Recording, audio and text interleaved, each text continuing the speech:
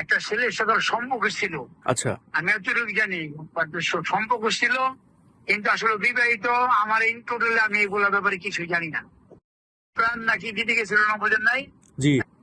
না, ওইখানে সে ছবিটা দেখাইছে, সে একটা ছেলের সাথে বিবাহিত জীবন, এবং ওই ছেলের সাথে সে কথা বলছে। আমি এরকম একটা ভিডিও দেখলাম, যার সাথে তাদের বিবাহিত জীবন ছিল, এবং 4.5 লক্ষ টাকা বিনিময়ে সে তাকে তালাক দেওয়া হয়েছে। এরকম একটা কথাগুলো সে সরাচ্ছে। আসলে এই বিষয়টা না, সত্য এটা মিথ্যা? মিথ্যা। ছোট বাবা, এটা মিথ্যা। টাকা পয়সার ব্যাপারটা এটা আপনি 100% কম করেন মিথ্যা, কিন্তু ওর একটা ছেলের সাথে সম্পর্ক ছিল, এটা আমি জানি। কথাটা বুঝছেন? ও বিবাহ গুলো আমার বাড়িতে আসা যাওয়া বা কোনো কিছু, আমি একটা বাবা হিসেবে ও আমারও তো অনেক কিছু জানাই নাই এই ব্যাপারটা। পরে আমি শুনছি যে বিবাহ হয়েছে কিনা সম্পর্ক ছিল। ও কথাটা আচ্ছা, বুঝছেন? আচ্ছা, আচ্ছা। এতটুকুই আমি জানি, কিন্তু আসলে আমার এখান থেকে তো কোনো আনুষ্ঠানিক ভাবে মুখ সে মুখ আসা যাওয়া বিবাহ এগুলা আমি যে একজন বাবা যে জানি ওর সাথে এই এত ঘটনায় যা হেডিং আপনি মোবাইলে যেমন দেখছেন, আমার মাথা মানে খারাপ লাগতেছে না। আমি আরো বেশি লজ্জিত হয়ে যেতেছি গা।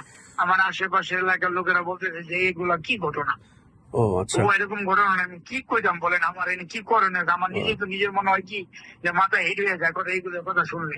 আচ্ছা, এই ব্যাপারে কি আপনার ওয়াইফ, আই মিন আন্টি, এই বিষয়ে কি কোনোভাবে কথা বলছে আপনার সাথে, যে এরকম ছড়াচ্ছে যে? হ্যাঁ, হ্যাঁ বলছে। উনি মোবাইল থেকে কালকা ওনার সাথে রাগারাগি হয়েছে, এই জন্য বাসাতে বেরিয়ে মনে ওনার বান্ধবী বাসায় গেছে। বলতেছে যে তুই কি আমার বাইক ছাড়ো না, আমার ওয়াইফ বলছে আর কি, তুমি কোনো মিডিয়ার সামনে এই ব্যাপার তুমি আর যেও না।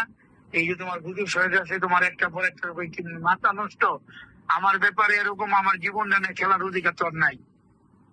ওর হুম। থেকে টাকা আনছি কি বিনিময় কেমনি কি আনছি রেখে আমি এমনি ওর ছেড়ে দেবো? আমি ওর যেটা বলছি।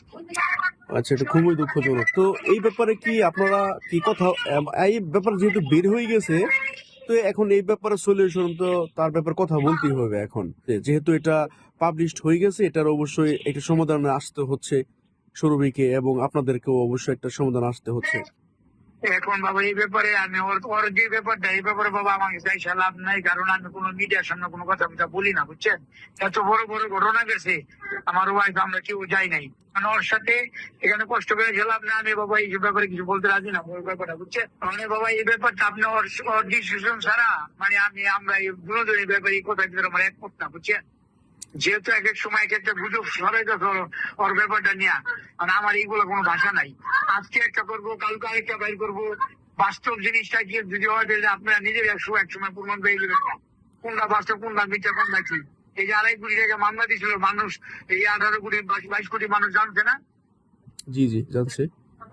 এরকমই এইটাও দেখবেন আবার আপনার কাছে সত্যটা বেরিয়ে যাবে।